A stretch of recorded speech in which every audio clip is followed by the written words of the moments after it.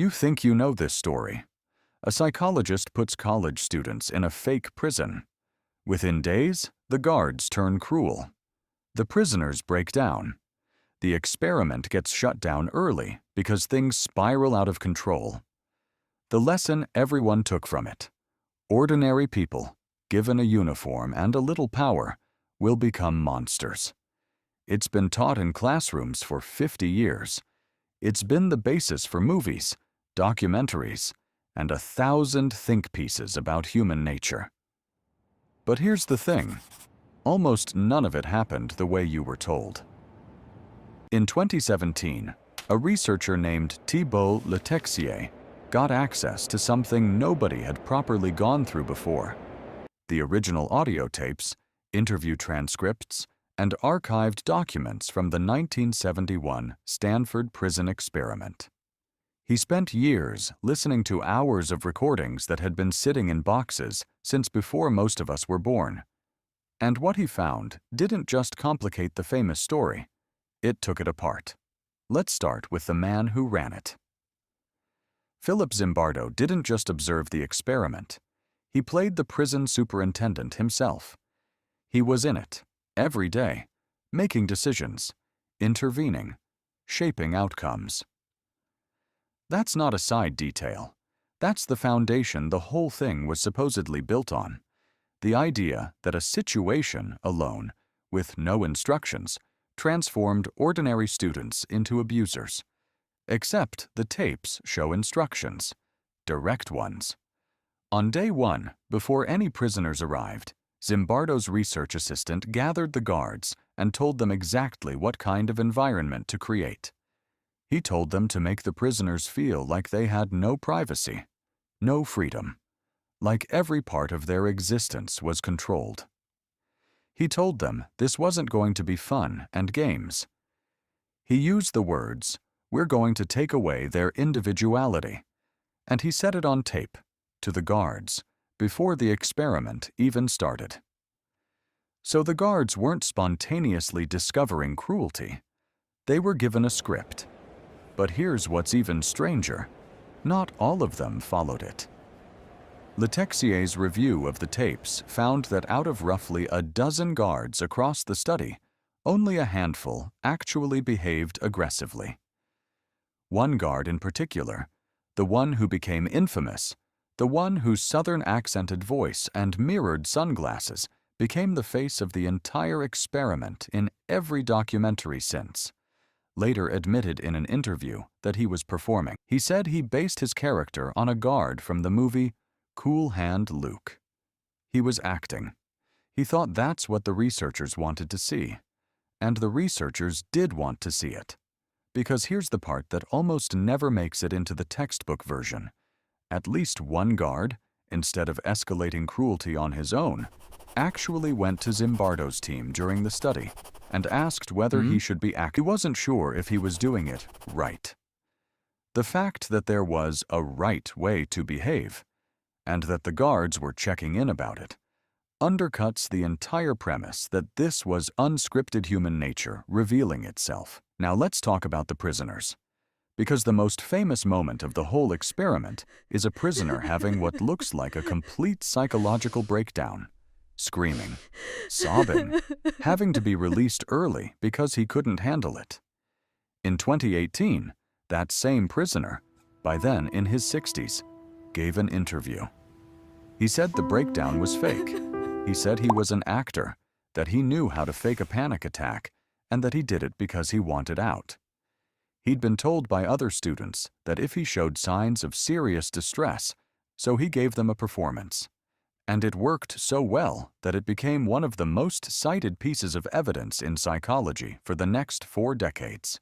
So if you're keeping count, one of the most monstrous guards was doing an impression of a movie villain. One of the most broken prisoners was doing an impression of a breakdown. 2 of the most iconic data points from one of the most famous psychology experiments in history were, by the participants' own later admission, performances. But it gets stranger, because there's a second study, one almost nobody outside academic psychology has ever heard of, that tried to test the exact same setup, with one crucial difference. And the results were the opposite. In 2002, two British psychologists, Stephen Riker and Alex Haslam, ran what became known as the BBC Prison Study. Same basic premise: randomly assign people to be guards or prisoners in a simulated prison. Film everything. Funded and broadcast by the BBC, with actual ethical oversight this time, and crucially, no Zimbardo-style superintendent telling anyone how to behave. What happened was almost a mirror image of Stanford. The guards didn't slide into brutality. If anything, they were uncomfortable with their authority. They were hesitant to enforce rules. Over the course of the study, it was actually the prisoners who became more cohesive, more organized, and eventually took control of the situation, to the point that the guard system broke down, not the prisoners' psyches. Riker and Haslam's conclusion wasn't that power corrupts automatically. It was that people only conform to a brutal role when they're told, explicitly or implicitly, that this is what's expected of them. When there's a script, a model, an authority figure saying, "This is the kind of person you should be right now." Which brings us back to Zimbardo's tapes, because that's exactly what was missing from the official story, and exactly what was sitting there in the audio the whole time. There's a moment in the recordings, before the study has even properly begun, where one of the guards expresses doubt. He says he doesn't think he can be aggressive, that it's not really in his personality. And on the tape, you can hear him being coached, encouraged, I will try. reassured, That is nudged the toward spirit. the behavior the experiment needed in order to produce a dramatic result. This matters because of who was watching. Zimbardo wasn't just running a study. He was also, at the time, trying to build support for prison reform.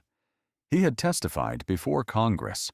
He had a narrative he believed in, about how dehumanizing prison environments corrupt everyone inside them, guards included. That narrative needed dramatic guard behavior to land.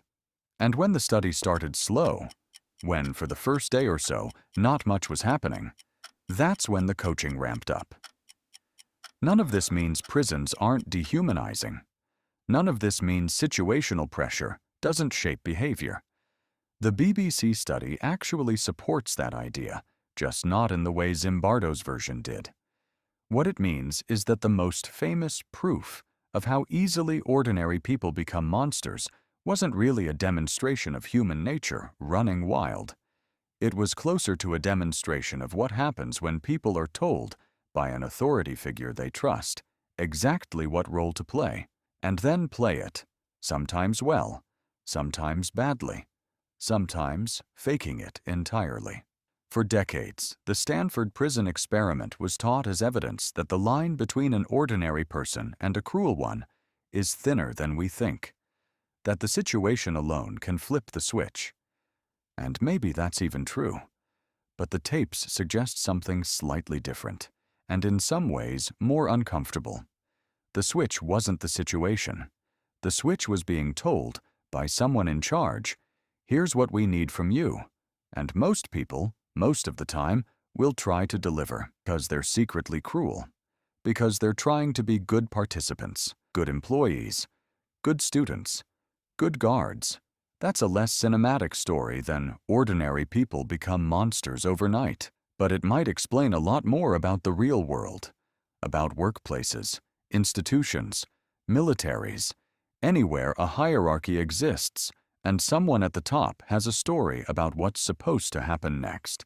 The guards in 1971 weren't found. They were cast, and most of them never stopped performing. They just stopped knowing it was a performance.